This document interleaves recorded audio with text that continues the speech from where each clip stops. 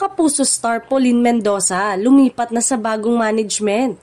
Isa sa mga kinilala at hinangaan na aktres sa Kapuso Network si Pauline Mendoza ay opisyal nang lumipat sa bagong talent management matapos ang ilang taon sa Sparkle GMA Artist Center.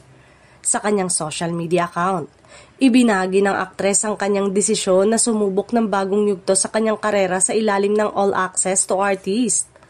Sa mga post ni Pauline, ipinaabot niya ang pasasalamat sa GMA at Sparkle sa mga pagkakataon at proyekto na kanyang nakasama.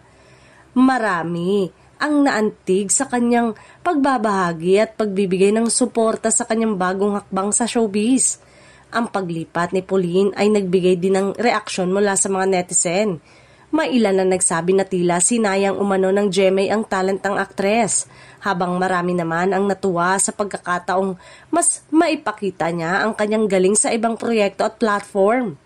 Bagaman, hindi pa naglabas ng opisyal na pahayag ang Sparkle GMA Artist Center tungkol sa paglisan ni Pauline, malinaw na handa na ang aktres na simulan ang bagong kabanata sa kanyang karir. Sa AATA, makakasama niya sa iba pang kilalang artista at magkakaroon ng mas maraming oportunidad sa telebisyon, pelikula at online platform. Para sa mga tagahanga, abangan ang mga susunod na proyekto ni Pauline Mendoza sa ilalim ng All Access to Artist.